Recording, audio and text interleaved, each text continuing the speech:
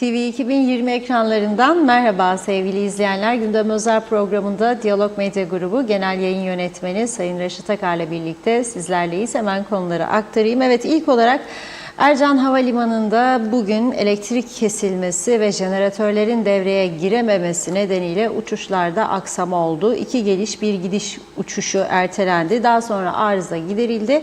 Uçuşlar normale döndü. Detaylarını konuşacağız. İkinci konumuz Kuzey Kıbrıs'ta yabancılara mülk satışları ile ilgili tartışmalar devam ediyor. Başbakan Ünal Üstel bugün yaptığı açıklamada şöyle söyledi: satışlarla ilgili faaliyetlerin devletin kontrolünde olduğunu belirtti. Konuya hakim olduklarını ve gereğini yaptıklarını belirterek ülkenin sahipsiz olmadığını söyledi. Bu arada İçişleri Bakanı Dursun Oğuz ülke nüfusunu bilmediklerini söylerken Cumhurbaşkanı Ersin Tatar da nüfusun 410 bin olduğunu açıkladı. Tabii Tatar'ın bu açıklaması hükümetin açıklamasıyla uyuşmuyor. Telefon bağlantısıyla Ekonomi Eski Bakanlarından Derviş Kemal Denizler yabancılara mülk satışını ve bu konuları değerlendireceğiz. Üçüncü konumuz Girne'de boğularak öldürülen Rus vatandaşı Mikhail Kaymasanov. Önümüzdeki günlerde döviz bürosu açmak istediği ve bu yüzden bina kiraladığı belirtilirken ortaya çıkan kamera görüntülerinde iş yerinde bir çantayla girdiği, cinayet sonrasında da çantanın olay yerinde olmadığı öğrenildi. Polis çanta içerisinde para olduğunu düşünüyor. Üzücü bir olay da Edremit köyünde yaşandı. Evet, 2 Rus vatandaşı bir başka Rus'un evine girerek 30 bin dolar civarında takı ve mücevher çaldıkları ortaya çıktı. Ayrıntılarını konuşacağız. Son olarak da kara sınır kapılarından geçişlerle ilgili yılın ilk 9 aylık raporu Rum tarafınca açıklandı. Buna göre 1 milyon 206 bin Kıbrıslı Rum kuzeye geçmiş oldu. Rakam bir önceki yılın oldukça üzerinde. Yine bu konuda detaylarını ele alacağız süremiz el verdiğince. Evet, buyurun Reşat Bey. Evet, herkese hayırlı günler dileyerek başlayalım. Bugün üzücü bir gelişme oldu tabii. Ercan Havaalanı'nda elektrik kesintisi, ardından jeneratörlerin devreye girmemesi nedeniyle hava trafik kontrolü güvenli bir şekilde yürütülemeyeceği için 2 tane geliş, 1 tane gidiş yapacak olan uçak 1 saat yaklaşık rotara sokuldu. Yolcular bekledi. Tabii bu heyecan yarattı. Neden uçaklar, bir tanesi Antalya üzerinden aldığımız bilgiye göre Ercan'a yaklaştığı zaman hava trafik kontrolörleri onu geri gönderdiler, sivil havacılık. Çünkü emniyetli bir iniş olamaz diye. Tabii havalarda artık yazdan çıktık. Zaman zaman bulutlu, yağışlı oluyor. O yüzden hava trafik kontrolü son derece önemli, hayati bir önem taşıyor.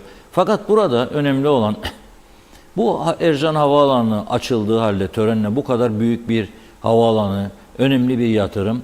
Neden elektrik sorunu hala da bu havaalanının kalıcı bir şekilde çözümlenemiyor? Şimdi defalarca bu konuda farklı görüşler ortaya çıktı. Bir tarafa sorarsanız elektrik kurumu oraya elektriği proje gecikti, yeterince zaman kalmadı. Arkadan geliyor, uğraşılıyor, yapılıyor. Bir tarafa sorarsanız hayır, bu engelleme vardır, bir kasıt vardır. Biz bunda kasıt arıyoruz. Dolayısıyla daha fazla geciktiremezdik. İnşaat elektriğiyle havaalanını, yeni terminal binasını devreye soktuk. Ne olursa olsun insan hayatı çok önemlidir. Ve Ercan Havaalanı gibi stratejik bir yer elektrik kesintilerine maruz kalmamalıdır.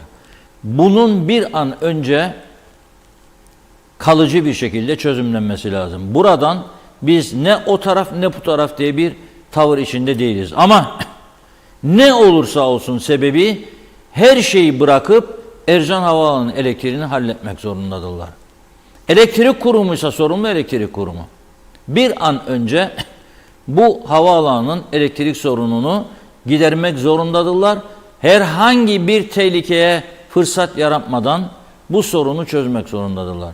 Yani Ercan Havaalanı'nın uluslararası trafiğe açılması gündeme geldiği zaman olamaz edemez bizim işte stratejik bir kuruluşumuzdur. Biz bunu Birleşmiş Milletler'e veremeyiz falan filan sesleri yükselttik. Öyleyse doğru dürüst işletelim. Doğru dürüst işletelim. Yani düşünün siz Antalya'dan uçağa bindiniz ve Kıbrıs'a geliyorsunuz. Kaptan elde olmayan nedenlerle geri Antalya'ya dönüyoruz. Hadi bakalım o uçakla yolcu olduğumuzu düşünün. Kaç yüz tane konu kurarsınız kafanızda. Acaba neden? Ercan'da bir şey mi var? Hava mı çok kötü? Uçakta mı arıza var? Hadi geri git. Yani bu artık yani dünyanın hiçbir ülkesinde görülecek bir olay değil. Yani en azından bunları aşmamız lazım. Üzücü bir durum. Ve bakınız 3 gündür bekletiyorduk. Tam da bugün günü geldi. Bazı konularda işte acele etmeyidir. Bir de şu vardır. Tamam acele etmeyidir ama acele etmedikleri zamanda biz gene sorumluluklarımızı yerine getirmeyiz. Mesela Kuzey Çevre Yolu yapıldı değil mi? 2 yıl önce 2021 bakın görüyorsunuz 20 Temmuz bizim en büyük özelliğimiz bu Diyalog Medya'da ve benim bir gazeteci olarak bunca yıl bu mesleği yürüten bir adam olarak en büyük güvencem arşivlerimdir. Arşivciliğe çok meraklıyız. Arşiv son derece önemlidir. Girdik arşive. 20 Temmuz 2021 Kuzey Çevre Yolu'nun açılışı. Cumhurbaşkanı Recep Tayyip Erdoğan canlı bağlantıyla Kıbrıs'taki ekibe konuştu. Bunu birlikte izleyelim. Bakın görünüz bizim ne kadar önemli meseleler üzerinde ne kadar ihmalkar olduğumuzu bu kısa video her şeyiyle ortaya koyacaktır. İzleyin. Değerli kardeşlerim, şimdi de Lefkoşe Kuzey Çevre Yolu açılışını gerçekleştiriyoruz. Lefkoşe Kuzey Çevre Yolu'nda bizi bekleyen Ulaştırma ve Altyapı Bakanımız Adil Kara İsmailoğlu ile Kuzey Kıbrıs Türk Cumhuriyeti Bayındırlık ve Ulaştırma Bakanı resmiye Canaltay'a bağlanıyoruz. Önce şöyle bir zoomlayalım, çevreyi görelim. Sayın Cumhurbaşkanım, Lefkoşe çevre yolumuz toplamda 20 kilometre uzunluğunda. Tamamlanan 11 kilometresini hizmete açıyoruz. Yaklaşık Lefkoşe merkezinde günlük 40 bin olan trafiğe alternatif bir ulaşım alternatif yolu ortaya çıkmış oluyor. İnşallah 25 dakika süren yolculukları 9 dakika indiren çok önemli bir projenin bugün açılışını yapıyoruz. İnşallah çok büyük hizmetler verecek Kıbrıs'ımıza ve Lefkoşe'mize. Hayırlı uğurlu olmasını diliyoruz. Sağ olun. Adil Bey, Resmiye Hanım, yalnız yani belki söylemek ayıp olabilir ama Adil Bey, şevler, çevre düzenlemesi bunları henüz tam bitirmediniz galiba. Ben yemyeşil olsun diyorum her taraf. Kıbrıs yeşil. Sayın Cumhurbaşkanım, Kuzey Kıbrıs Sayın yemyeşil. Cumhurbaşkanım çok haklısınız. Mevsim itibariyle yapamadık. Kasım ayı itibariyle biz planladık. Programımızda var. İnşallah Kasım ayı itibariyle tamamen yemyeşil olacak bu şehirler ve orta refüjler. Hep şahit olun. Kasım ayı itibariyle her taraf yemyeşil olacak. Adil Bey, sen emaneti Resmiye Hanım'a teslim ediyorsun. Resmiye Hanım da arkadan bu işi takip edecek. Tamam. Anlaştık. Kesinlikle Sayın Cumhurbaşkanım. Tamam. Kesinlikle. Makaslar sizde. Bizim zakkum çiçeklerimiz var. Evet. Ne kadar güzel. Sayın O çiçeklerle Cumhurbaşkanım, buraları inşallah donatalım. Makaslar sizde. Kordelen sizde. Bugünün hatırasına bu makasları saklayacaksınız. Hazır mıyız?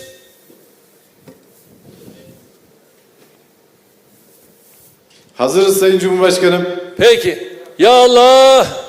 Bismillah.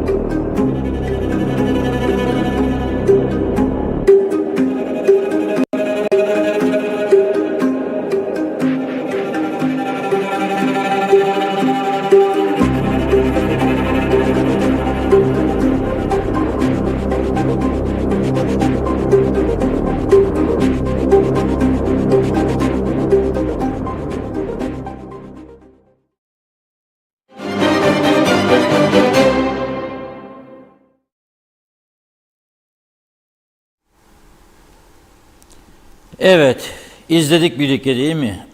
Kasım 2021'de bu tabii Resmiye Hanım'ın suçudur diyemeyiz. Çünkü ondan sonra galiba 2 bakan daha değişti. Ama Kasım 2021'de orasının, yani Kuzey Çevre Yolu'nun yemyeşil olacağı söylenmişti.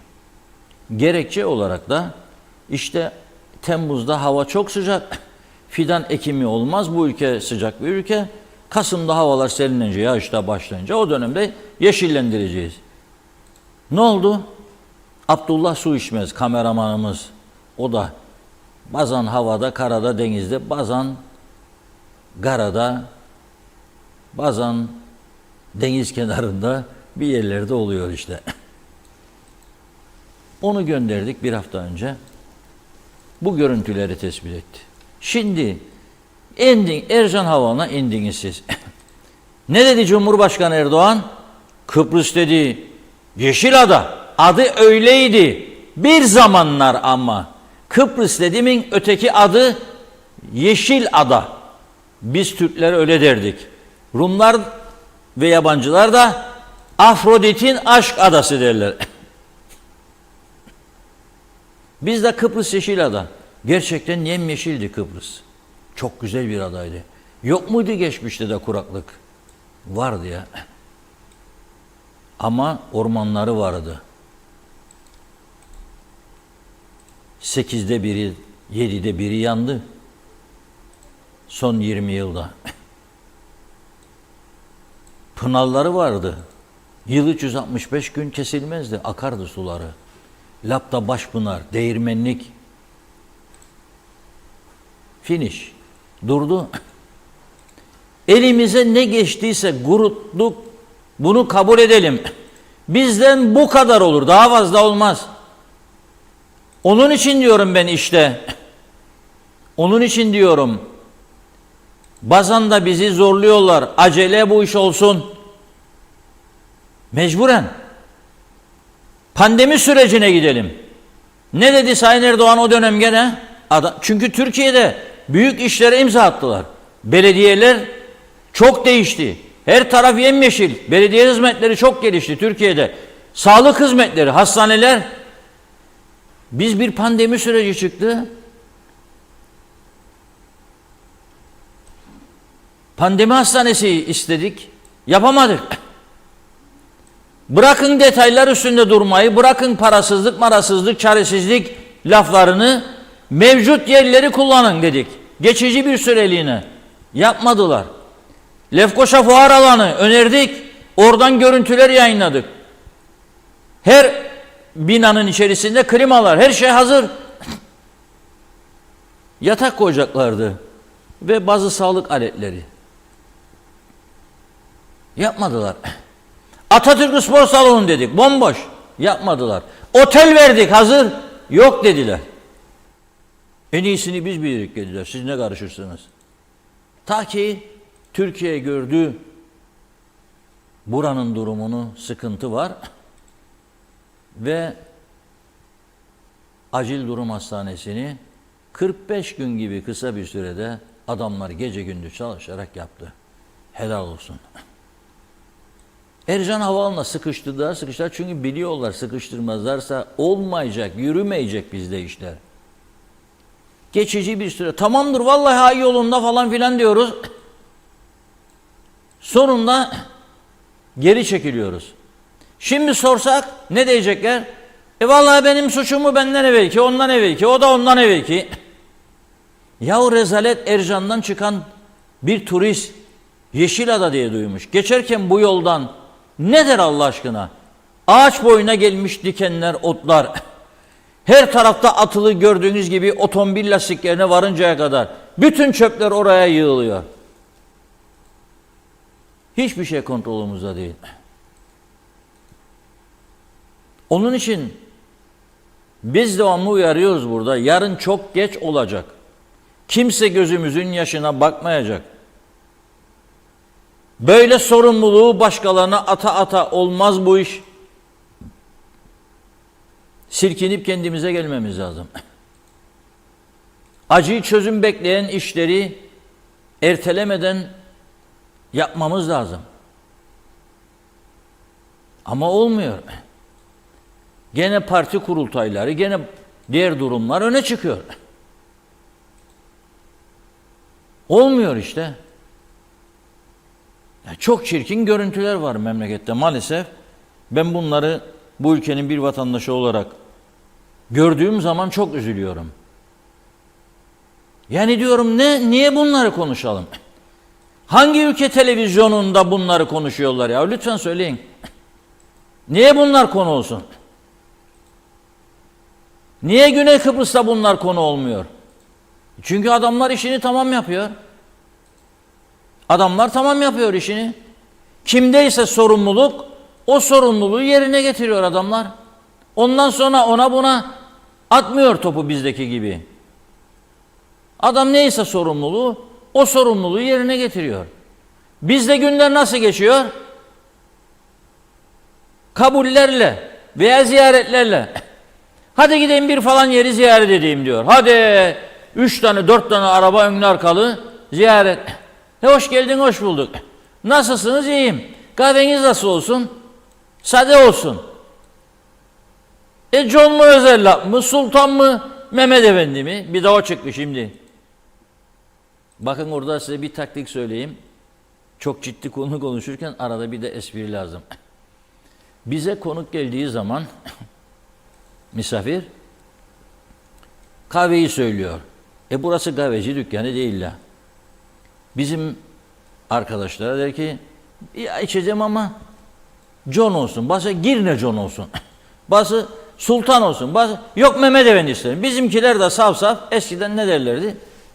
Vallahi ne bileyim kusura bakmayın Mehmet Efendimiz yoktur ya bilmem ne. Dedim niye yok? Vardır. Her şey var burada. Kaş gözle gönderdim. Sonra çağırdım. Mehmet Efendi isterse daha çok kaynat kahveyi dedim. Dök bak anlamayacak. Nitekim yaptılar. Çok misafir anlamadı. Nasıl kahveniz derim ben süper der. Ama Mehmet Efendi değil. Ne yapalım burası kahveci dükkanı mı ya 10 çeşit kahve bulunduracağım ben burada. Herkesin keyfine göre. Zaten biz fazla kabul de yapmıyoruz. Bazıları yadırgıyor. Onunla görüşüyor. Yok vaktimiz yok. Yani şakası yok bu işin çalışıyoruz. Başkalarıyla görüşeceğiz diye işlerimizi aktaracağız. Bu program havadan mı geliyor? İşte 1-1,5 saat hazırlığı var. Bazen geceden aklımıza gelenleri not alıp tekrar sabah başlıyoruz. Bunun dışında bir yığın işimiz var, gazetemiz var. Onun için daha güzel şeyler vermek istiyoruz. Yapılsın alkışlayalım diyoruz.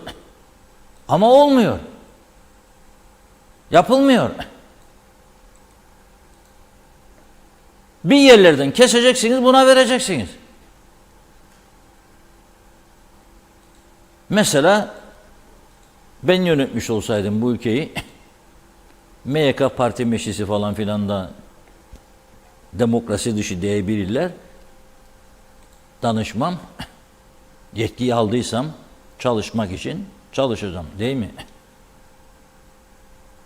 19 ve 20 Temmuz resepsiyonlarını yapmazdım. 15 Kasım'ı yapmazdım yahut. 14 Kasım'da resepsiyon, 15 Kasım'da resepsiyon, 19 Temmuz resepsiyon, 20 Temmuz. Biri meclis başkanı, biri cumhurbaşkanı. O olmadı. O paralarla Lefkoşa Girneoğlu'nu bir dakika geçirin. Bir güzel temizledir pırıl pırıl çiçekleri de ekerdim. Orman dairesi var. Fidan yetiştirdi. Yetiştirmiyor mu şimdi? Belediyelerin fidanlıkları vardı. Ne oldu Lefkoşa Belediyesi? Fidanlıklar ambar mı oldu?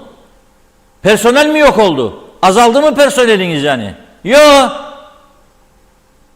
Yo 700 kusur dedi Sayın Harmancı geçenlerde. Ben 700 kusur kişi senden önceki başkan saray yap dedi oraya bilmem kaç katlı. Adam mı doldurmak için mi yapıldı o? Dışarıda çalışacak adam olmasın diye mi? Görevini yapması lazım herkesin. Görevini yapması lazım. Ama yapılmıyor. Yapılmadığı içinde sorunlar katlanarak gidiyor. Ondan sonra bize geldiler karıştılar ya bize bilmem yapma bunu ya. Çünkü karışacaklar sana. Bak ne dedi? Parayı ben verdim. Bütün yatırımı yaptım. Sana yolunu yaptım Ercan'dan. Sen de bir yeşillendir bari ya dedi. Bakın orman dairesi var, fidanlıklar var. Belediyeler var. Ama mazaret çok sıcaktır olmaz. Peki Kasım? Hani Kasım? 2021. 2022 geçti. 2023. Yarın son günü Kasım'ın. Tabelalar kırıldı, döküldü. Etraf bu halde. Gece karanlık, insanlar yolu görmez. Aydınlatma yok, hiçbir şey yok. İşte bu ülke bu. Sonuna vermeyik, egemenlik falan Rumlar bizi yok edecek. Bu şekilde de yok oluyoruz yahu. Yani bu şekilde var olduğumuzu söyleyebilmek. Yani hayattayız çok şükür ama her gün bir insanımız kanserden, kalpten gidiyor bu arada. Çünkü sorunlar ülkesi. İşte bir video gösterdiler bana. Bir bayan Gazi Mauso'dan gitmiş, borcu yoktur diye sosyal sigortadan kağıt alsın. Önce mıh yok mok falan filan. Sonra git Lefkoşa'dan al. Ne? Hukukçumuz böyle emir verdi. O başka ülkelerde internet üzerinden alırlar bunu. Adamlar yargıyı Aralık ayında yargıya geçiyorlar. Biz devlet dedik. Ne var ne be var. Nerede var devlet? Mesela ticaret rakamlarını isterim istatistiklerini bulamıyorum. Nerede bu Nerede? Nerede? Hadi bulun bana gösterin. Barajlardaki barajımız yok ya bir tane Geçikköy var. Göletler değilim. Ne kadar su var? Var mı bir yerde kayıtlı internette bulayım? Yoktur. 6 aydır da sorarım cevap alamıyorum. Galiba o göletin içine daldırdıkları bir gamış varmış çok uzun. Onu kaybettiler galiba. Yani olacak iş değil. Kusura bakmasınlar. Buyurun Funda Hanım. Reşat Bey, çok mesajımız var. Hızlıca teşekkür ederek başlayalım. Evet, Ertay Kızıl Başbakan böyle açıklamayla ne kadar ciddiyetsiz olduğunu kabul etmiştir dedi. Hasan Yanay iyi yayınlar, selamlar. Hasan Nihat Erduran, yıllar önce Salamis'in, Maramonte Otel'in jeneratörleri AMF sistemliydi diyor. 10 saniyede devreye girerdi, hayretteyim. Zeliha Adaman iyi yayınlar. Arif Koruoğlu, Ersin Tatar gezerken mi saydı nüfusumuzu? Her açıklaması fiyasko yazmış. Erol Topçu da hayırlı yayınlar diliyor. Arif Koruoğlu, bu memleketin başı boştur. Freni patlamış kamyon gibi gidiyoruz. En beceriksiz hükümetle baş başayız. Allah acısın demiş KKTC halkına.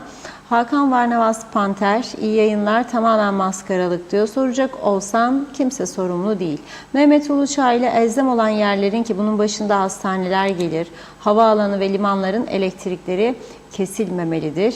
Ali Dereseven, Reşat Bey, yetkililerin emlak satışlarının her şey kontrolümüz altındadır. Herhangi bir tehlike yok la ilgili olumlu konuşmalarına katılıyor musunuz? Size güven verdim mi? Yoksa şimdiye kadar yaptıkları yapacaklarının garantisi mi?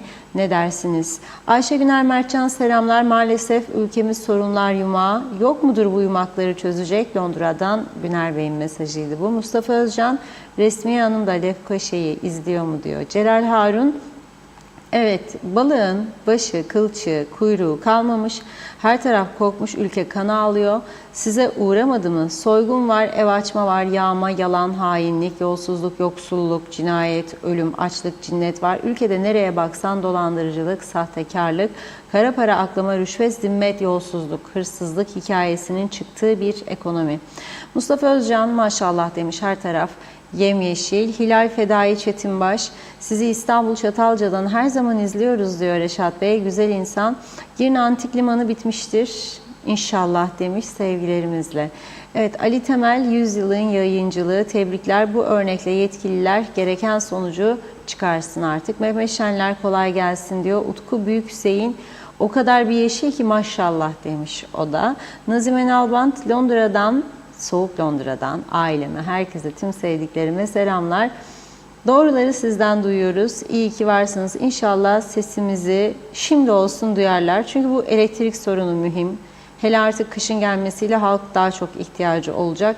Yıllardır çözemediler diyor. Nacizane soruyorum. Ne zaman ülkemizde elektrik sorunu yoktur diyeceğiz. İnanın çok üzgünüz. Hiçbir vaat ettiklerini yapmadılar. Ta kazanana kadar diyor onu bunu yapacağız ama maalesef aynı. Saygılarımla. Hasan Nihat Erduran 2014'te evlere 300.000 fidan dikildi, %50'si tuttu.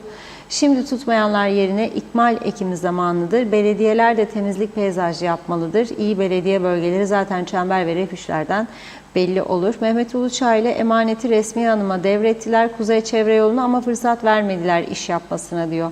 Onu görevden aldılar. Çalışanın daima önü kesiliyor demiş. Havva Muhtaroğlu, dikenli otlar adam boyu, yazıklar olsun, utanç tablosu.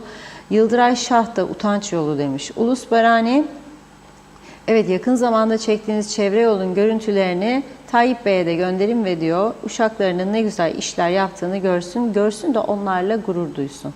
Çağatay Donlar, Ercan Havaalanı'nda elektrikler kesilmiş, inanılacak, kabullenilecek bir şey değil. Rezilliğin daniskası yazdı. Evet, Ali Temel, Erdoğan'ın sözünü dahi dinlemeyen, içi kararmış yetkililer yumağı doldu bu ülke diyor. Hasan Nihat Erduran, Dikmen Lefkoşa belediyeleri zayıf, Güzelyurt Değirmenlik harika. Ali Dereseven, evet, bir programda da demiş yalnızca yapılan güzel icraatlardan bahsedelim. Merak ettim, öyle bir durumda yayın kaç dakika sürer? Bana göre tek bir güzel icraat olmadığı için belki de program da açılamaz. Ne dersiniz? Dinçer Gülsev, gerçekten çok komik bir açılış. Çocuk kandırılır hissine kapıldım. Her gün kullandığım yol. Bu yol gerçekten acınacak halde kazalardan dolayı.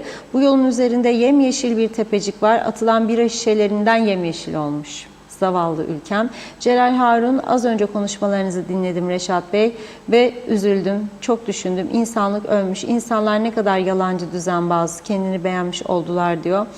Etraf bu gibi insanlarla doldu ne yazık ki ama bilmedikleri bir şey var. Aslında kendilerini kandırıyorlar. Onlar kaybetmeye mahkum, farkında değiller.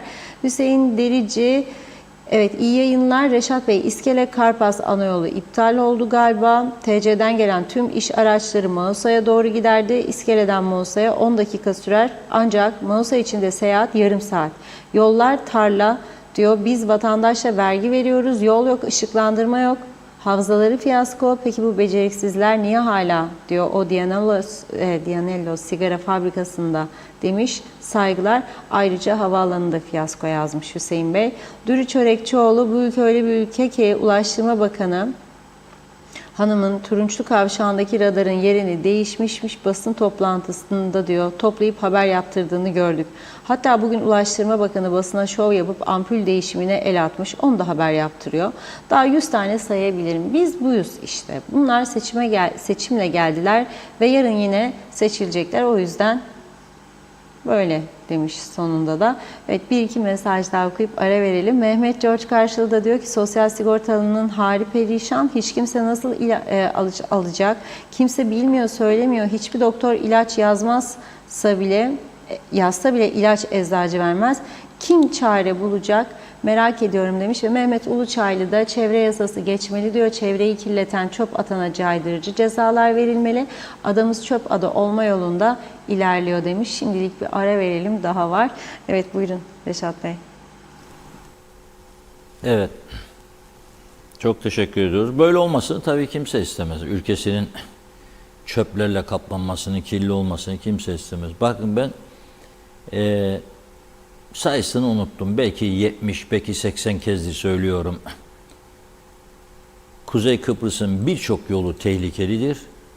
Özellikle gece sürüşlerinde son derece tehlikelidir. Ve her zaman söylüyorum, bir kez daha söyleyeyim. Geç vakitlerde de sokağa çıkmak daha tehlikelidir. Yani 11'den 12'den sonra çok dikkatli olmak lazım. Alkolün sınırını aşmamak lazım. Çok dikkatli sürmek lazım. Ve belki o şekilde emniyetli bir yolculuk yapılır. Çünkü anormal içki içip araba kullananlar var. Anormal süratler var. Ve dikkat etmek lazım. Ama Bir de var devletin ihmalinden kaynaklanan sorunlar. Birkaç yıl önce Girne'nin en tehlikeli virajı olan Ciklos'ta 4 tane gencimizi kaybettik. Sonra acil ihaleye çıkıldı.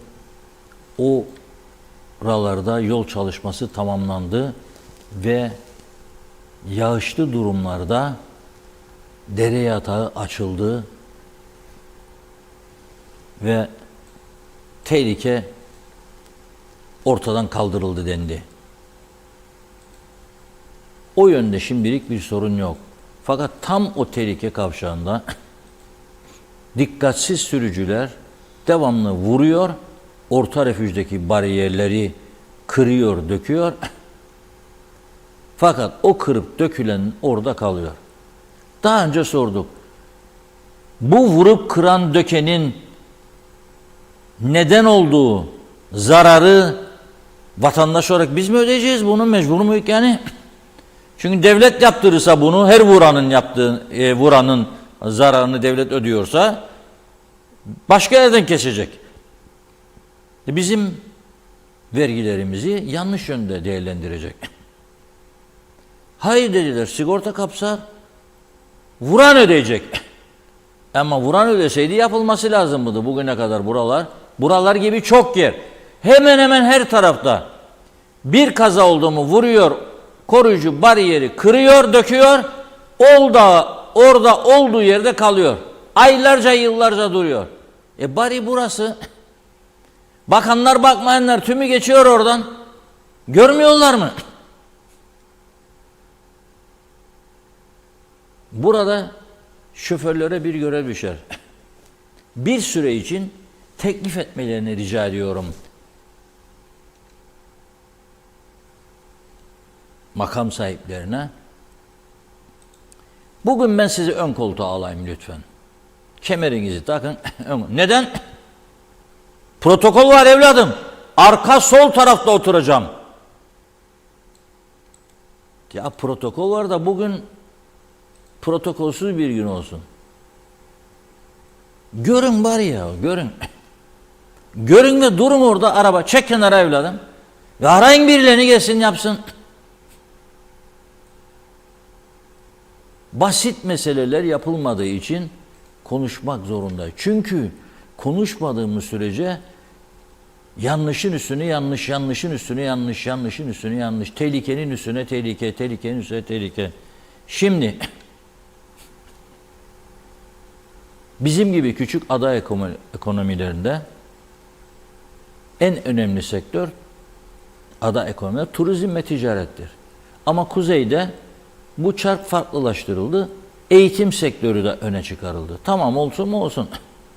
Gelsin mi öğrenci gelsin. Ama gelenlerin çoğu okula gitmiyor. O zaman bir tedbir. Çünkü sayı artıyor gittikçe. Suçlar da artıyor. Gelelim can alıcı nokta. Ayşegül Baybars Hanım'ın döneminde Türkiye'de dönemin İçişleri Bakanı dedi ki biz ülkeye giriş çıkışlarında artık bütün sicilini görebiliyoruz yolcunun.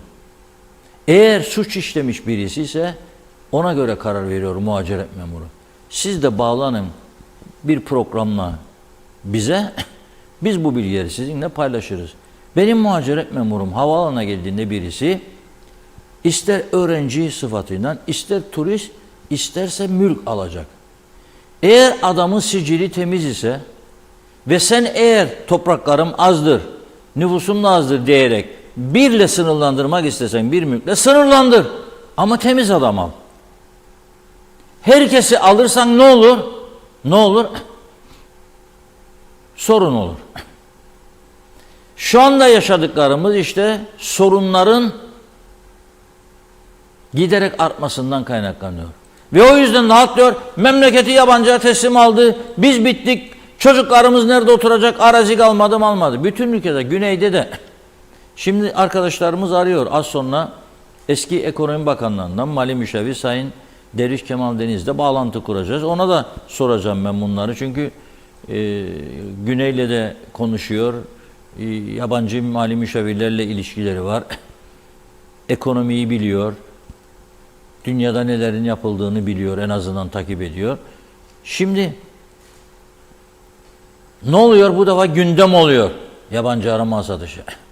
Birkaç tane de olay çıkınca, mesela Girne'deki cinayet olayı, gördünüz mü geldiler bunun için memleketimizi. Ama mesela Mausa'daki 16 yaşındaki Helin'i öldüren Rus vatandaşı değildi. KKTC vatandaşıydı o genç. Olmaması için veya bunların büyümemesi için girişlerde siz kontrolünüzü yapacaksınız. Fakat 4 senedir o bağlantı olamamış, çünküymüş şeymiş, programcı gelmişmiş gitmişmiş, sancı tutmuş, midesi bulanmış da geri gitmiş geri gelmiş da bir şey kalmış da oymuş buymuş. Yok ya. Evet, hazır mıyız? Evet, telefon bağlantımız hazır. Sayın Derviş Kemal Deniz hattımızda. Merhaba, hoş geldiniz yayınımıza. Hoş bulduk. Hepinize selamlar. Selamlar Derviş Bey, nasılsınız? İyiyim, sağ olun. İyiyim. Şimdi Güney Kıbrıs'ı da incelemişsinizdir mutlaka. Evet. Dünya ülkelerini. İngiltere'de de buradan fazla nüfusumuz var.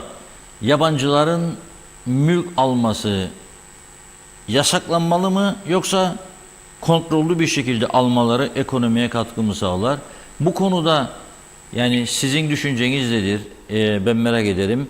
Güney'i hiç araştırdınız mı? Ondan nasıl bir uygulama yapıyorlar? Bununla başlayalım isterseniz. Evet, şimdi son günlerde tabii ki bu sorduğunuz soru tabii son zamanlarda ve son günlerde bizim basında sık duyduğumuz ve birçok insanın da tartıştığı konulardan bir tanesi. Yani önem taşıyor birçok kişi açısından. Çünkü gerçekten ülkede gözle görülen bir emlak satışı var. Şimdi bu emlak satışının boyutunun ne olduğu ile ilgili çeşitli spekülasyonlar var ama bilinmesi gereken bir şey var ki dünyanın neresinde olursanız olun her ülkede talebe göre emlak satışları yapılmaktadır ve bu konuda da büyük kısıtlamalar yok. İngiltere'de farklı uygulamalar var. Dünyanın başka ülkelerinde farklı uygulamalar var. Ama yine sorduğunuz için söylüyorum. Güney Kıbrıs'taki ben meslektaşlara sordum. O tarafta henüz daha emlak satışlarıyla ilgili bir kısıtlama olmadığı söyleniyor. Bizim tarafta bahsedilmesine rağmen bir kısıtlama geleceğiyle ilgili. Bu da gösteriyor ki dünyada emlak satışı şöyle böyle devam ediyor ve bir kısıtlama bunun üzerinde yok. Şimdi bu telaş tabii ki önemli şey açısından, insanların morali açısından, çünkü emlak satışı ülkede bir canlılık kazandırıyor. Yeni inşaatların kalkmış olması bu emlaklar üzerinde, yurt dışından insanların gelip yerleşmiş olması ve burada para harcamaları ekonomiye büyük bir şekilde bir aktivite kazandırdı ve hakikaten de para dolaşıyor ülkede. Yani gördüğünüz zaman ülkede bir durgunluktan çok bir canlılık var. Ancak yerel halkın bu konudan dolayı da bir şikayeti olmaya başladı. Yani işte emlakları yabancılar alabiliyor, bunlar için doğru düz bir fiyat ödeyebiliyor da bu ücretler çok pahalı olduğu için, ücretleri arttığı için ev fiyatları filan, yeni yetişen gençliğin bu konuda sıkıntı yaşadığı, mülk alamadığı, mülk almak isteyenlerin gittik sonra daraldığı ile ilgili sıkıntılar var. Yani olaya baktığınız zaman bir var işin uluslararası uygulanıp uygulanmadığını, buna baktığınız zaman her yerde bu uygulanıyor. İkinci, bu işin kısıtlanıp kısıtlanmayacağı, çok da kısıtlanamaz çünkü dünyadaki esas uygulamalar bu konuda o şekilde geliyor. İkincisi de bu canlılığın bir canlılık yaratsa bile ekonomide bireysel olarak insanların mülk edinme, yani vatandaşların mülk edinme konusunda bir sıkıntı yaratıyor. Çünkü bugün oluşan aşırı fiyat artışları bilhassa emlakta, tabii ki burada belirli düzeyde bir geliri olan, geneli de geniş bir kesim olan ülkemiz insanlar için ve bilhassa gençler için ev alma veya bir arazi alma konusunda bir sıkıntı yaratıyor. Şimdi bunun ikisi arasındaki olay şunu gösteriyor. Yani tamam, kısıtlayalım diye bir mentalite ortaya çıkıyor ama bunu dünyadaki uygulamaya bakarsanız kısıtlayamazsınız. Ama ikincisi bu emlak sektörü yahut da bu inşaatların devamının aniden durması halinde ne duracağı sıkıntısı düşünülse korkunç bir şeyle karşılaşılıyor. O bakımdan ülkede bu konuda sıkıntıyı yaratan bu emlakın yahut da emlak ve inşaatın patlamasından çok bununla birlikte ekonomide farklı sektörlerin de gelişmesiyle ilgili çok da fazla bir şey yapılmadığı görülüyor. Yani biraz önce siz bahsettiniz. Bu ülkenin lokomotif iki sektörü, bir tanesi turizm, bir tanesi de eğitimdir. Bu iki sektörün üzerindeki gelişme aslında inşaat sektöründeki gelişmeye göre katma değeri çok daha fazla olan iki sektördür. Çünkü turist geldiği zaman bu ülkeye kalıyor, ediyor. O kalışı dolayısıyla otellere kalıyor. Oteller bundan dolayı istihdam yapıyor. Sonra dönüp vergi ödüyor. Uçaklarla gidip geliyor, restoranlara gidiyor, kullanıyor. Baktığınız zaman hakikaten turizmin gelişmesi açısından katma değeri yüksek bir şeydir. Aynı şekilde eğitim de aynı şekilde. Eğitimde de aynı şekilde öğrenci geliyor, kalıyor, harcıyor ve kalıyor. Eğer tabii öğrenciyse, siz ondan da bahsettiniz. Yani birçok kişi öğrenci diye geliyor ama farklı şeylerdir. Şimdi inşaatın gelişmesi ne oluyor? Bu sefer öğrenci diye gelenlerin inşaatta çalışması, yurt dışından insanların gelip inşaatta çalışması, yurt dışından insanların gelip bu yerleri satın alması, bu memlekete bırakması, bu gelen insanların, yurt dışından gelen insanların ve çalışan insanların çalıştığı paraların bir kısmını yurt dışına göndermesi, buraya gelen inşaat malzemelerinin yapılırken bir kısmının tekrar yurt dışına gitmesine bakırsanız, ülkeye getirmiş olduğu katma değerin bir turizmde, bir eğitim kadar getirdiği kadar yüksek olmadı. Ama esasında bunun da işte bu böyle yapılıyor da biz bunu durduralım çünkü farklı sektörün gelişmesi engel oluyor demek de çok yanlış. Çünkü siz bugün artık ekonominizi öyle bir duruma getirdiniz ki inşaat emlak üzerine dönüyor. Canlılık onun üzerinde yaratılıyor. Herkes şöyle bile bir şeyler kazanıyor. Siz bunu yarın sabah durdurursanız büyük bir çökme olur. Çünkü siz farklı ekonomik yapılar, işte gerek turizm olsun, gerek eğitim olsun, gerek farklı şeyleri daha da ileriye götürecek önlemleri bu dönemde almadınız.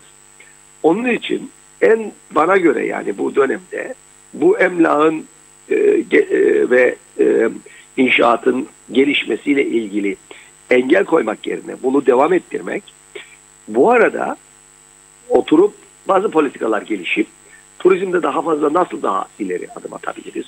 Farklı sektörleri nasıl geliştirebiliriz? Artı eğitimi nasıl daha iyi canlı bir hale getiririz, daha cazip hale getiririz?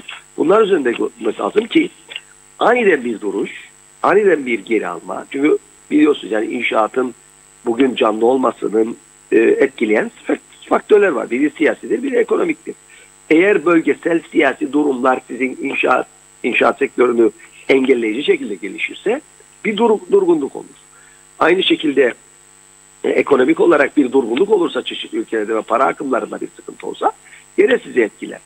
Onun için ülkenin tamamıyla inşaat ve emlak üzerine kurulmuş olan o lokomotifi bir yere bırakıp bunun yani bir yere bırakıp demiyorum devam ettirirken esas bize para kazandıracak, esas bizi katma değerini artırıcı, birçok insana iş imkanı sağlayacak imkanları da bu memlekete getirmek lazım. Esas bir şey daha söyleyeyim. Ondan sonra sizin bir sorunuz varsa siz de sorabilirsiniz ama genelde inşaat sektörü geliştirdiğiniz zaman sizin inşaat sektörünü cazip kılabilmek için uluslararası ticarete ülkeyi de açmanız gerekir. Uluslararası ticaret derken mal alım satımı ile ilgili demiyorum. Esas olarak uluslararası derken bunda işte hizmetler sektörünü, finansal sektörü yani turizm ve eğitim dışında onları da geliştirerek buraya gelen insanların burayı bir iş merkezi, bir operasyon merkezi olarak kullanmalarına imkan vermek. Sadece gelip bir ev alıp işte para harcayan giden bir insandan çok burasını bir operasyon merkezi olarak uluslararası işlerini buradan yürüttüğü, yani bir Rum tarafında yaptıkları gibi binlerce, 10 binlerce, 20 binlerce şirket kurdukları, bu şirketler üzerinde faaliyetler yaptıkları ve uluslararası birçok ülkeyle KKTC'yi bir yere getirdikleri bir yapının da oluşması lazım. Bu konuda biliyorsunuz biz eskiden beri çok konuştuk. Gerek uluslararası ticaretin geliştirilmesi, farklı şirketlerin kurulması, vergi avantajları sağlanması gibi birçok şeyler yapılır gibi. Ama hala daha bu vergi konularında yapılan olan avantajların bile tekrar gözden geçirilmesi lazım. Çünkü bir kısmı vergi avantajları sağlayan sektörlerin vergi kaçakçılığına sebebiyet veriyor. Bir kısmı ve bu da otomatikman ülkeyi normal bir ticari, uluslararası ticaret merkezi ve operasyon merkezi olmaktan kara para aklama merkezi gibi görünmesini sağlıyor. Diğer yandan da insanların buradan biraz daha uzak durmasını sağlıyor. O bakımdan bu sektör dediğim gibi yani bu inşaat ve devam ederken, emlak sektörü devam ederken aynı anda bunu devamlı kıldıracak, daha doğrusu bu yapılan inşaatların kullanılması, dünyaya açılması ile ilgili ve bu yerlerden operasyon merkezi olarak kullanıp buraya bir uluslararası bir ticaret merkezine getirilmesi de ciddi bir çalışma yapılması lazım. Ben bu konuda henüz daha geriyiz. Tabii bunun birçok şeylerini de tartışabiliriz. Yani Rumların engeli olsun, bizim kendi yasalarımız olsun ama burada ben o şeyi görmüyorum. Tamamıyla böyle bir inşaatın üzerine gittik. Canlılık bizi rahatlatmaya gidiyor ama bunun arkasını çok da fazla planlamıyoruz gibi geliyor. Evet. Çünkü eksikler var tabii. Altyapı hazırlanmıyor öncesinde.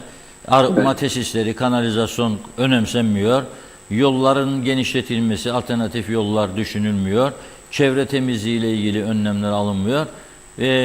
Ulaşım haberleşmede eksikler var. Elektrik yetersiz ve bir anda yığılıyor. Bunların düzene konup planlı bir şekilde gelişmesinde bir mahsur yoktur. Sağlıklı bir durum yaratılması lazım diyorsunuz. Öyle çıkardım sonucu.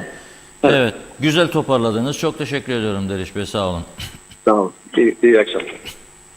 Teşekkür ederiz. Evet, bugün Başbakan Ünal Üstel de biraz da muhalefete çatarak emlak satışlarıyla ilgili bir açıklama yaptı ve aldığım duyuma göre Sayın Üstel bu açıklamayı yaptıktan bir süre sonra da İstanbul üzerinden Ankara yolculuğuna çıkmış durumda. Öyle bir bilgi aldım. Hatta hükümet ortaklarının da Ankara yolunda olduğunu söylüyorlar.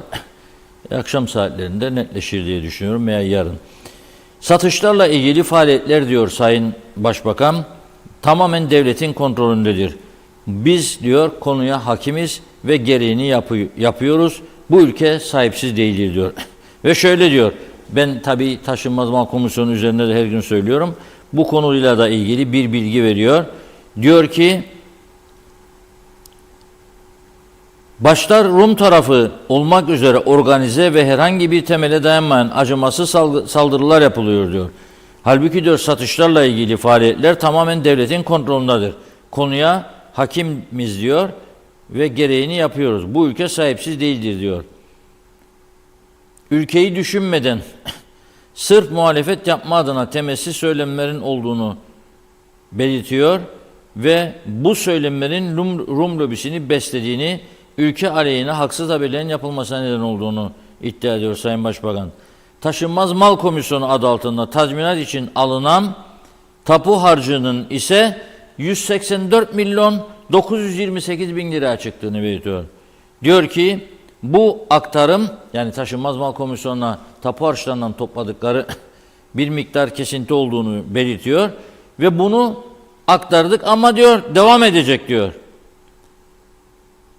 Bu aktarım devam edecek diyor. Çünkü biliyorsunuz Taşınmaz Mal Komisyonu'na veriyorlar. Taşınmaz Mal Komisyonu'nda kuzeydeki mülkünü satmak isteyen Rumlara tazminatını ödüyor ve o mülk Türkleşmiş oluyor. Tabii bugünkü kurlarla baktığımızda 184 milyon büyük bir para değil. Yani neredeyse 60 milyon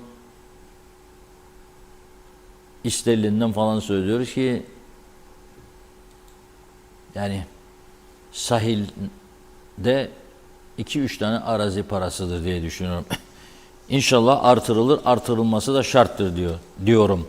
Artırılması başvuruların ileri götürülmesi açısından ve komisyonun çalışması açısından son derece önemlidir. Fırsat varken, buraya mülk satışlarından büyük paralar akarken bunu yükseltmek lazım. Tabii mülk satışlarının yanı sıra ülkemizdeki nüfus meselesi de son günlerin en önemli tartışma konularından biridir. İçişleri Bakanı Dursun Oğuz bir süre önce mecliste yaptığı konuşmada dedi ki maalesef ülke nüfusunu bilmiyoruz. Ve bu bizim için de bir tehlikedir demişti. Kim çıkaracak ortaya bu ülke nüfusunu? Yani bunun bir yöntemi olmalı. Eskiden insanları evlere kapatırlardı ve sayım yaparlardı. En sonuncusunda dediler ki bir daha kapama olmayacak. Otomatik yapılacak bunlar. İnternet ortamında. Oldu mu? Olmadı. Şimdi kapatsanız da ben son sayımı hatırlıyorum. Benim evimin önünden geçtiler. Yanındaki komşu şahitler bizim apartmana gelmediler bile. Gelmediler. Yola atıldık. Dedik ki gelmediniz buraya. Atladık sizi dediler. Neyse ama bunun gibi çok atlanmış oldukları yerler var. Belki de %30, %40. Ama bunu bir düzene koymak lazım. Bir çözüm bulmak lazım. Cumhurbaşkanı da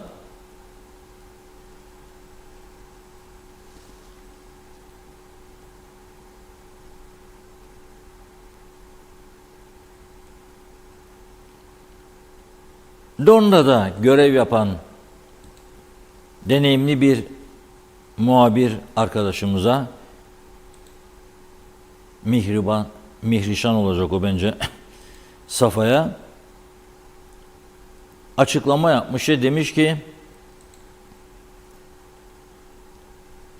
nüfusumuz 410 bindir demiş. Şimdi İçişleri Bakanı'nın bilmediği nüfusu Cumhurbaşkanı biliyor ve 410 bin diyor.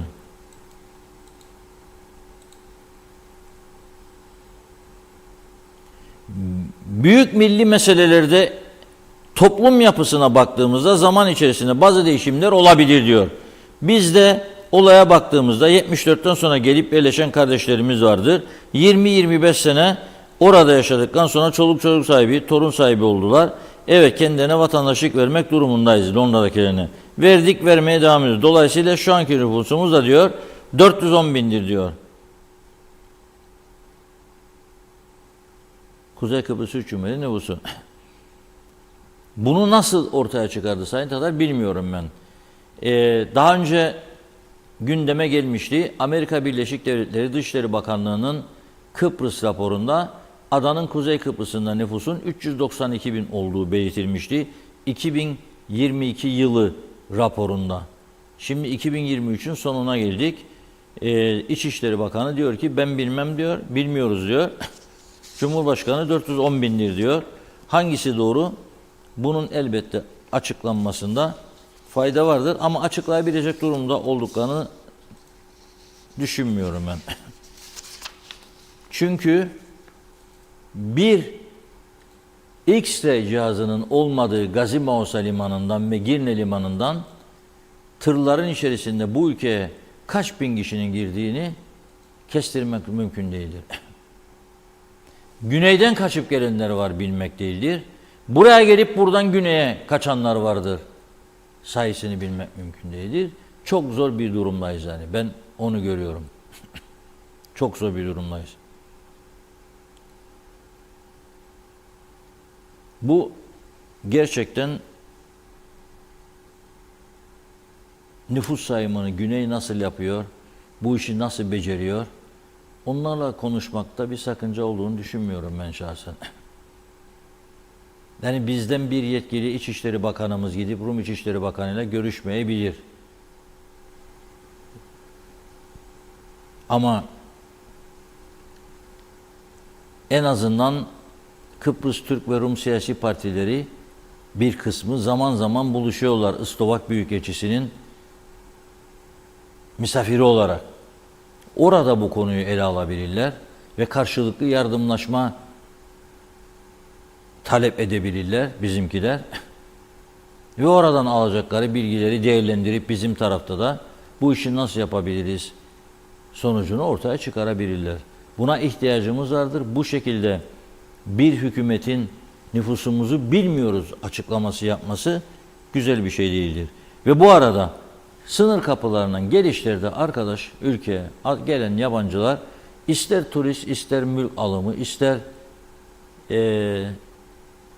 ticaret, bu e-devlet, e-muhaceret devreye girmesi lazım. Türkiye'nin görebildiği bütün sabıkaları KKTC de görebilmelidir. Bunu görmesi halinde ülkeye girişlerde daha sağlıklı karar vermesi mümkündür. Çünkü bakınız artıyor olaylar ve polis bu olayların önleyebilmek için inanılmaz bir gayret gösteriyor. Personel sayısı az ama olay çok. Geçen gün Girne'de meydana gelen bir Rus'un öldürülmesi meselesi. Şimdi polis gittikçe yeni detaylara ulaşıyor. Bölgedeki kamera kayıtlarını inceledikten sonra tabii otopsi raporu da çıkıyor. Boğularak öldürüldüğü ortaya çıkıyor ama kim yapıyor bunu? Son 3 aydan beri birisi yanında çalışıyor. Bu tutuklananlardan biri. Ve bunun orayı kiraladığı binayı restore edip orasını bir döviz bürosu yapma niyetinde olduğunu biliyor.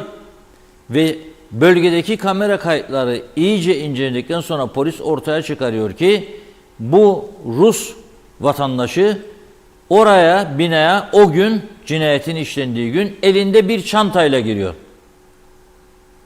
Fakat olay sonrasında polis bina içerisinde yaptığı aramalarda o çantayı bulamıyor. Şüphe nedir? Şüphe çantanın içinde yüklü miktarda para olduğu şüphesidir. Gelelim ikincisine. Yine Rus. Rus'un Rus'a darbesi mi diyelim buna? Rus'un Rus'a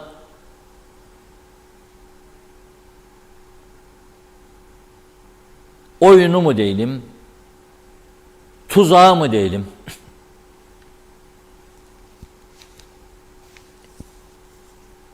Bir karı koca veya iki arkadaş Rus, birisi bayan birisi erkek, Girne'nin güzel köylerinden Edremit'te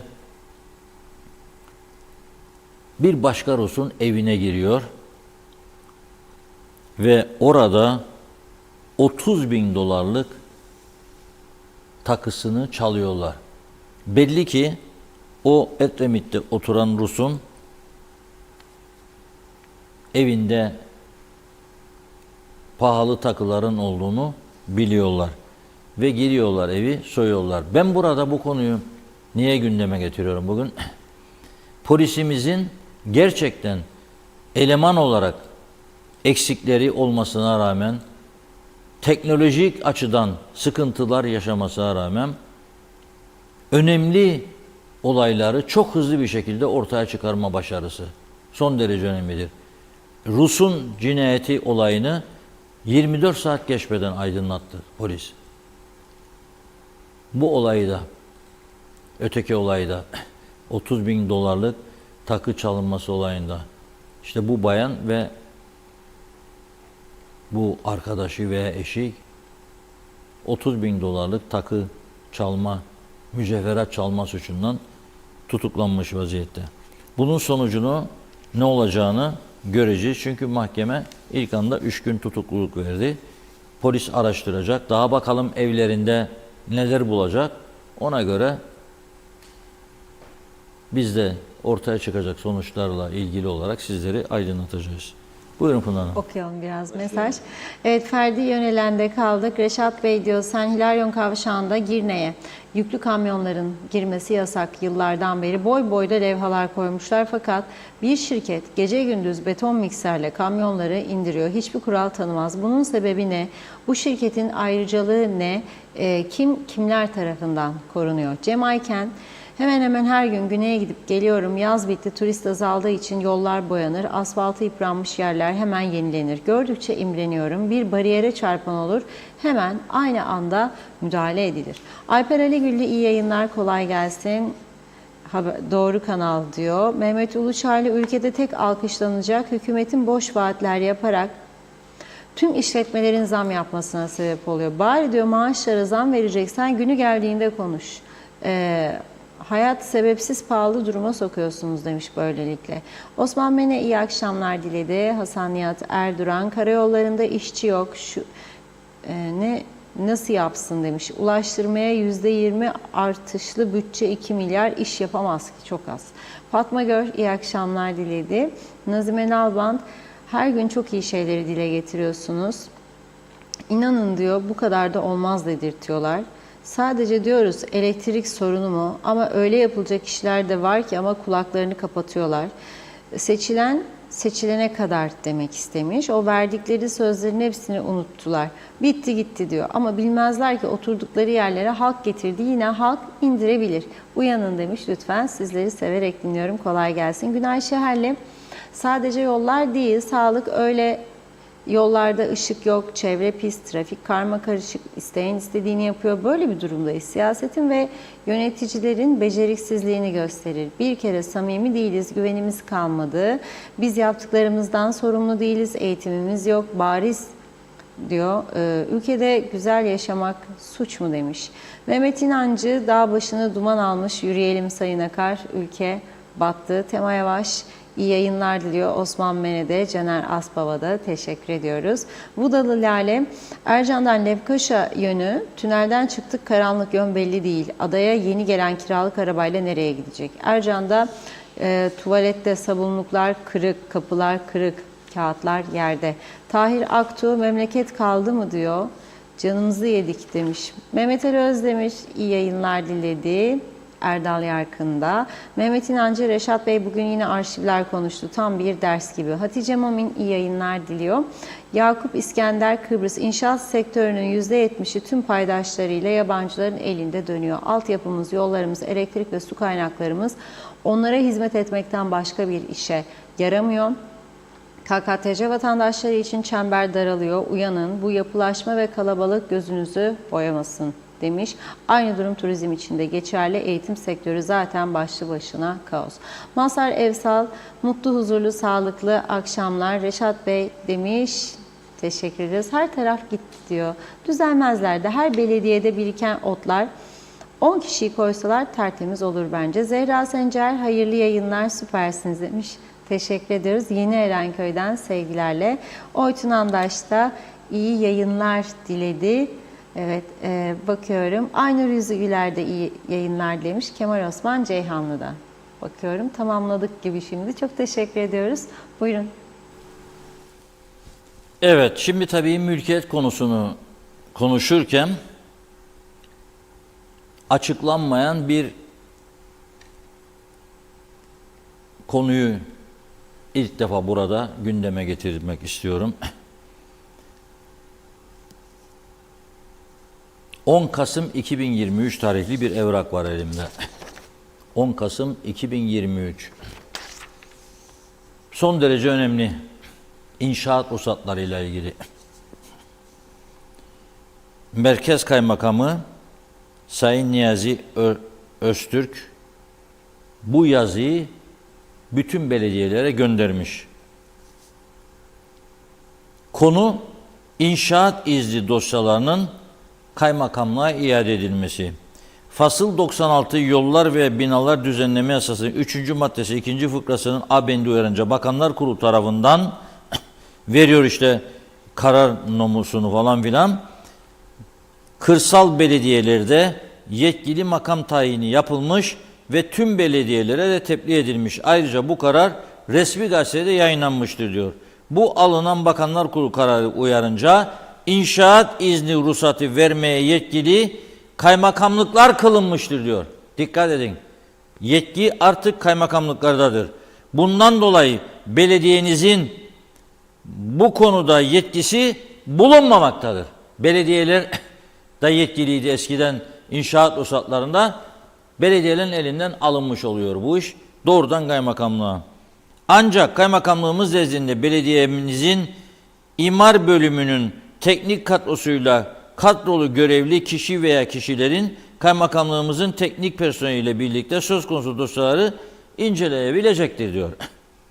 Bakanlar Kurulu tarafından alınan karar uyarınca işlem yapılması için konu ile ilgili elinizde mevcut bulunan tüm inşaat dosyalarının ve inşaat ruhsatı görüşü için gönderilen dosyaların iş bu yazımın tarafınıza iletildiği tarihten itibaren en geç 15 gün içerisinde kaymakamlığa teslim etmek zorundasınız. Diyor ki Merkez Kaymakamı belediyelere 10 Kasım tarihli yazısında elinde diyor inşaat ruhsatı için dosyalar varsa bunları geciktirmeden 15 gün içinde bana göndermek zorundasın diyor.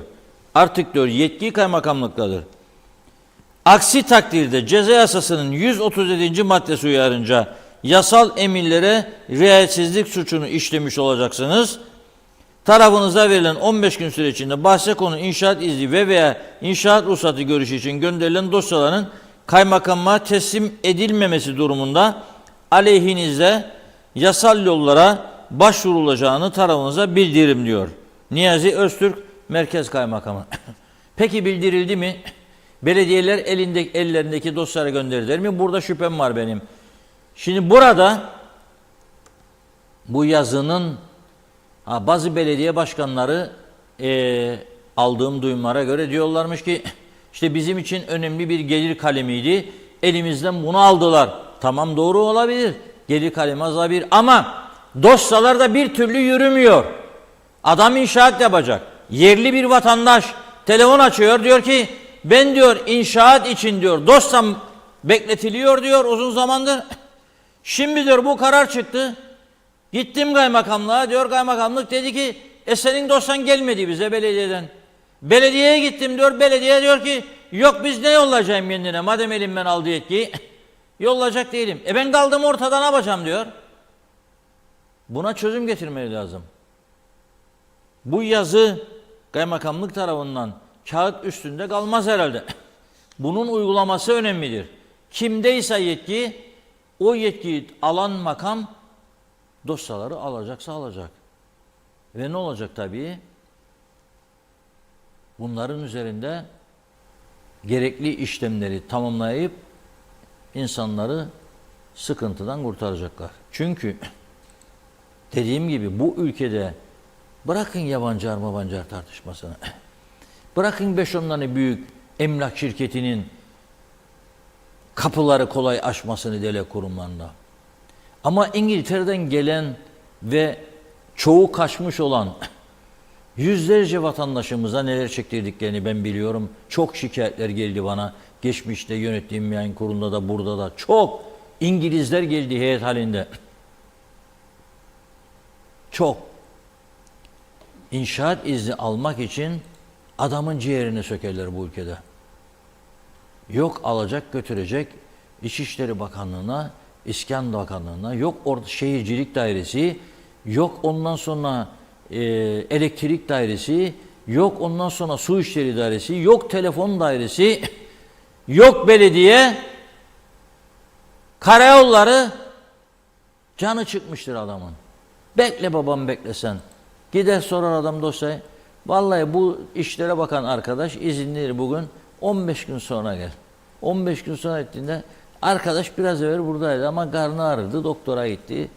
Yarın gel, o bir gün gel, bir ay sonra gel. Olmaz be kardeşim. Bir başlık altında yapacaksanız hızlı bir şekilde insanların işlerini yapacaksınız. İnşaat yapıyorsa bir adam devlete birçok açıdan para veren insan demektir aynı zamanda. Yani telefon dairesinin aldığı paralar korkunç. Elektrik dairesi kurumunun korkunç. Efendim sizin inşaat yapacağınız bölgede Trafomuz yetersizdir. Trafo katkı payı bu kadar. Bir gün 15.000 sterlin. 20.000 sterlin. Efendim telefon bilmem ne onayını alabilmeniz için şu kadar 1000 sterlin yatıracaksınız. Ne oldu sonu? Yatırdım. Gel bağla telefonumu. Evde bitti. Vallahi kusura bakma telefon bağlayamayız çünkü hattımız yok. Nasıl bu ya? Rum'un dediği lisandan mı konuşalım? Şimdi maskara ligi yani bu iş olmaz. Çok yazık. Bu belgeyi okudum ve sizlere de aktardım. Çok ciddi tartışmalara gebedir bu konu ve bu tartışmaların önümüzdeki günlerde 3. Barış Harekatı kadar önem arz edebileceğini söyleyebilirim. Çünkü eğer gitmezse adamın dosyası vermem derseler ne olacak? Bu yazdığı yazıya göre gerçekten cezaya uygulamaya gidebilecek mi? Yani durum son derece düşündürücü. Biraz evvel de okudum ya Başbakan Ünal Üster'in 184 milyon Turkish lira para topladık diyor. Şimdi izleyicilerden geldi mesaj. 60 değil diyor. Aşağı yukarı 5-5,5 milyon sterlin yapar diyor. Ne yapmış? 5,5 milyon sterline deniz kenarında 4-5 dönümlük bir araziyi alamazsınız ya 10 dönümlük bir araziyi. Vermez size Rum. Bir tanesini sadece. Ne olacak bu iş? Ne olacaksa olacak. Vallahi bilemem.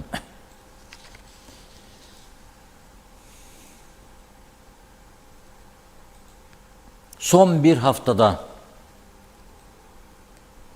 Forever TRNC'de 81 trafik kazası meydana geldi. Bu rakam küçümsenebilir mi? 81 kaza. 81 kazada 23 kişi yaralanmış, 6 milyon civarında da hasar meydana gelmiş.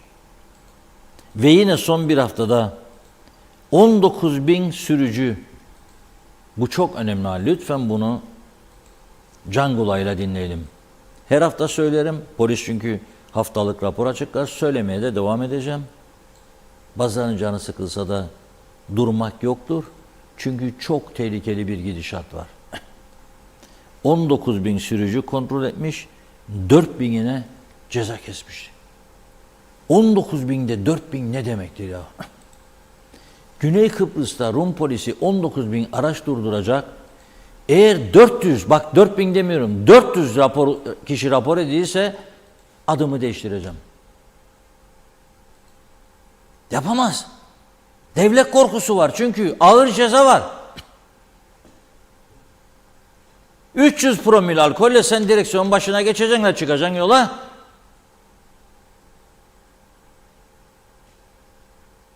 Canını alırlar adamın. Yani parasını alırlar da canı yanar demek istiyorum. Çok yüksek cezalar vardır.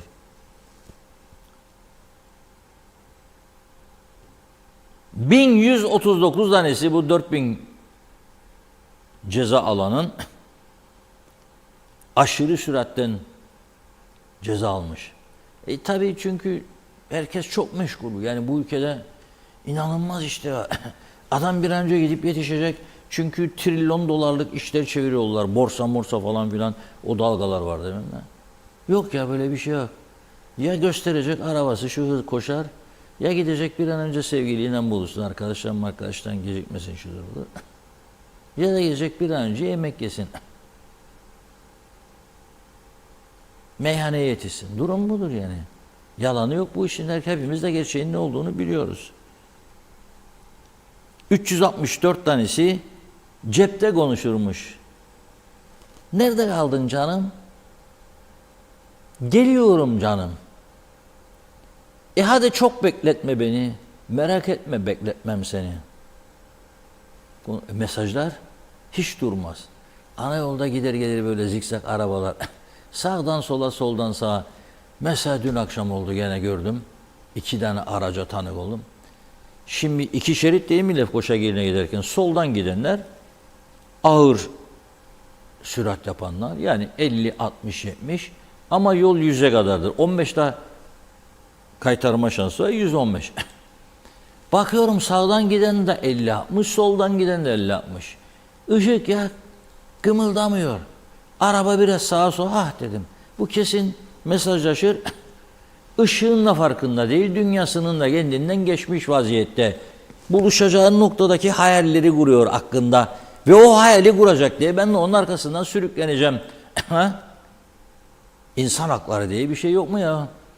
Sonra mesaj bitince herhalde bir sürat 170-180. Allah dedim, uçacak. Dedim biraz sonra gene başlar. Cevap geliyor karşıdan, çünkü tekrar cevap verecek, yetişmesi lazım. Biraz sonra gene arkadaşla buluşuyoruz. Çünkü gene araba sağa sola cevap veriyor gelen mesaja. Ya çekeceksin kenara, ya da gidince acele etme. Lefkoşa girine 15 dakika. 15 dakika sonra ver cevabı. Olmaz. 364'ü seyir halindeyken cep telefonuna konuşmaktan, 103'ü emniyet kemersiz araç kullanmaktan, 144 kişi de seyir süre ruhsatsız araç kullanmak. Devletin paraya ihtiyacı var ama ruhsat paralarının peşine düşemiyor forever. Çünkü takip edecek adam yok. Kontrol edecek adam yok. Nerede? Bu kadar çok devlet onlar bina içinde. Yazın air condition serinleme, kışın klima, ısınma. Bir an önce vakit gelsin eve. Geçen gün birisiyle konuşuyoruz. 6,5 ay tatilin haklı bir olay olduğunu söylüyor bana. Alıştırılmış çünkü insanlar. Bana diyor ne karşı çıkıyorsun diyor. Bu memleketin kendine az özellikleri var. Yani memur dinlenecek diyor. 6,5 ay dedim yani. 12 ay 6,5 ay tatil. Evet diyor, hakkıdır diyor. Yok dedim, hiç çalışmasın. Göndersinler askerlerinin maaşları, çekleri. Ne ana vatan besleyemez mi ya o kadar insanı? Göndersin çekleri. Boşuna mı durur burada yani? Askerler de boşta, savaş yok falan yok. Dağıtsın çekleri, herkes evden idare etsin vaziyeti. Olur mu ya böyle bir şey? Olur mu böyle bir şey? Bunun sebebi ama kimdir? O hakkı kendinde hak gören vatandaşlar değildir. Bu düzeni yaradanlardadır suç. Bu düzeni. Bakın bir kurultay olacak gene UBB'de 1,5 yıl önceden başladı. Meydan muharebesi. Kılıçlar çekildi. Sen mi saplayacaksın, ben mi saklayacağım? Başka iş yok. O köyde, bu köyde. O orada, bu burada.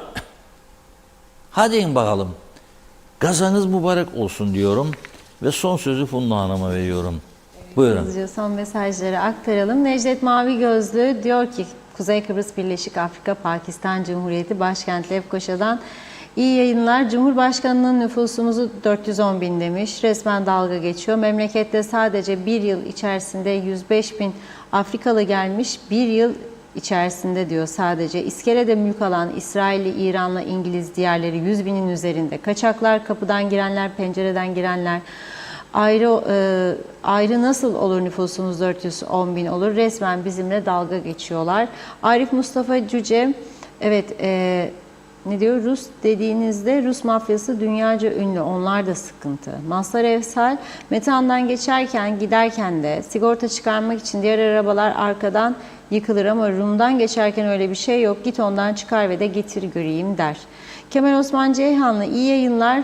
Evet, bir olayda Lefke'de internet üzerinden banka soygunu, sırada ne var başka acaba demiş. Gönül Kırşan, evet Reşat Bey artık Cumhurbaşkanlığına adaylığınızı koyun diyor. Eminim ki her şey değişir. Fikret İpekçioğlu, bravo Yüce Meclis'e, memleketi bu kadar çirkinleştirdiler.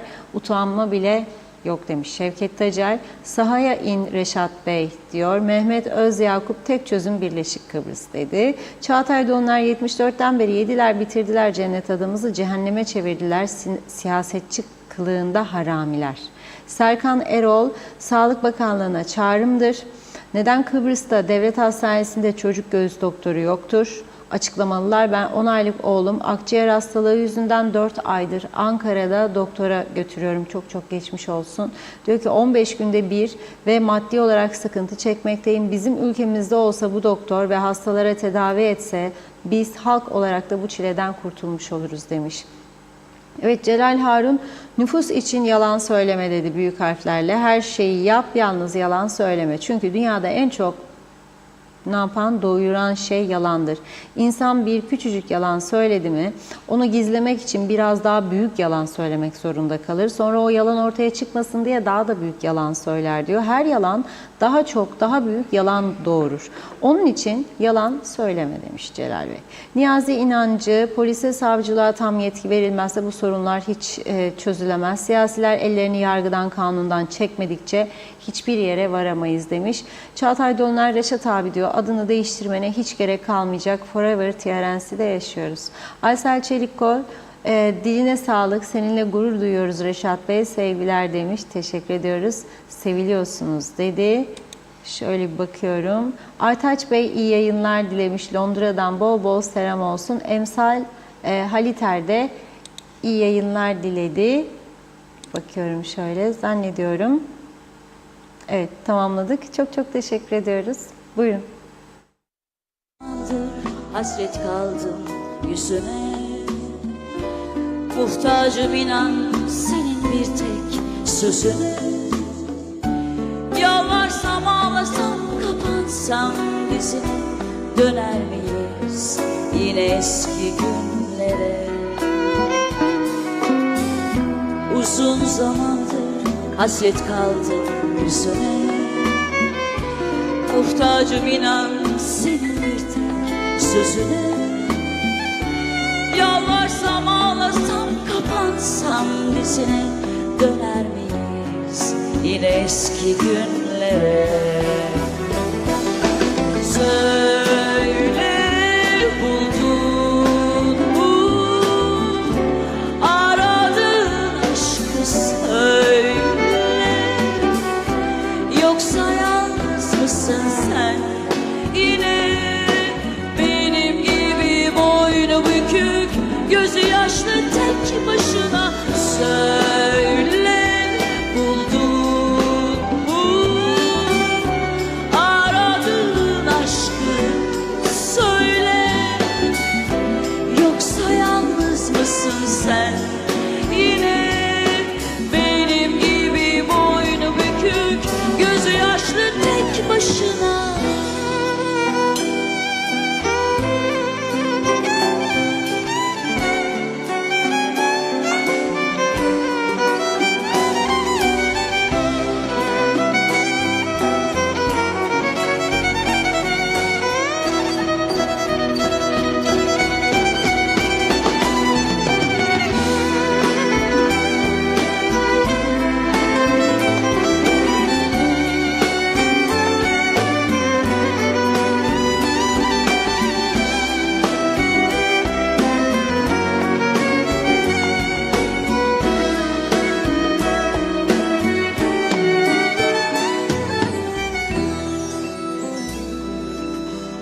Yine eskisi gibi beraber olsak, ne olur sanki geçenleri unutsak.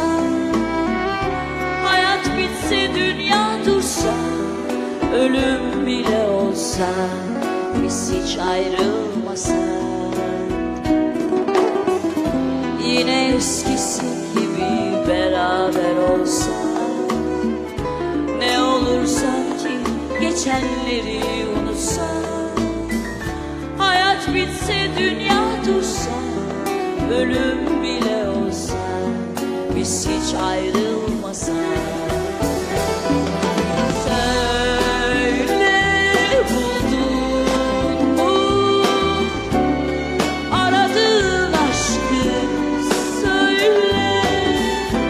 Yoksa yalnız mısın sen yine, benim gibi boynu bükük, gözü yaşlı tek başına? Söyle, buldun mu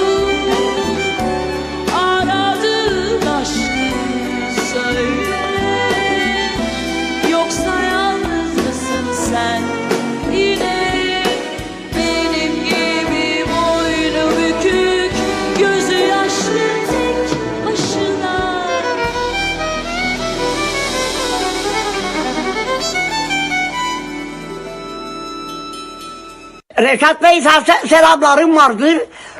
Hep doğruları konuşur. Ne yol var, ne ışık var, ne... Fatma Dören Akçay'dan. Çok severim seni, selamlarımı. Ha, Uğur gelir, Uğur'a söyledim, çeksin beni. Tamam.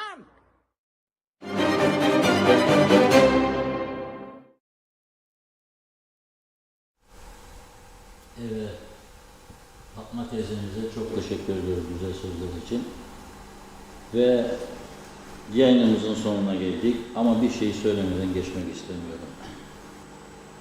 Güney Kıbrıs'ta İsrail Büyükelçiliği var, Filistin elçiliği var. Reşat Bey mikrofonunuz düşmüş. Öyle mi? Evet. Ne düşmüş? Şu anda evet şu yan tarafta görebilecek misiniz? Evet. Mikrofonum düşmüş. Evet. Programı bitir diyor arkadaşlar bana. Çünkü program uzadıkça onların işi de uzuyor. Tamam, taktım mikrofonumu. Taktı mı? Şimdi İsrail elçiliği var. İkisi de ilerliyor adamlar. Savaş var. Sadece Filistin elçisi geçen gün dedi ki içim sızlıyor dedi. Birleşmiş Milletler'de çekimsel kaldınız dedi Rumlara. Yani o kadar ülke kınadı bu İsrail'in saldırısını, siz çekimsel kaldınız dedi. Bizi üzdün ama bu kadar. Kıbrıs meselesinde hiçbir zaman bizim yanımızda olmadılar. Hiçbir bizi desteklemeleri hiçbir şekilde. Şimdi Rum buna rağmen politikası öyle bir yerdir ki Gazze'ye diyor yardım koridoru denizden atladı, uçağa gitti. İsrail Cumhurbaşkanı'yla görüştü ve Başbakanı'yla Rum lideri Christodoulidis. Sonra Mısır'a gitti. Sonra Birleşik Arap Emirlikleri'ne gitti. Ve son nereye gitti? Son Katar'a gitti. Güzel değil mi? Benim. Ben de Evet. Güldürüyorum bak, biliyorsun değil mi bunlar? Gülerek ayrılacak buradan. Katar'a gitti ve Katar emiriyle görüştü. Rum lideri Anastasiadis, Christodoulidis, özür dilerim. Ve dedi ki bu yardım koridorunu denizden birlikte götürelim.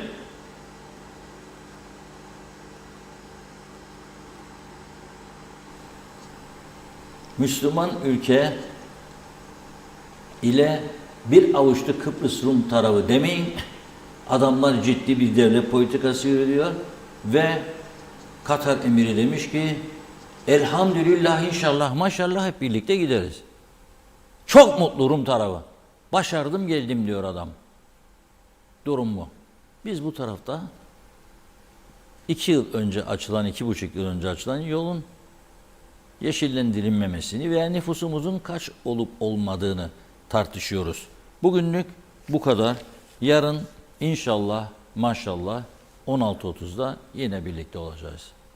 çok çok teşekkür ediyoruz değerli yorumlarınız için ve programımızı burada tamamlıyoruz. Sevgili izleyenler, yarın akşam yine aynı saatte görüşmek üzere diyelim. Şimdilik hoşça kalın.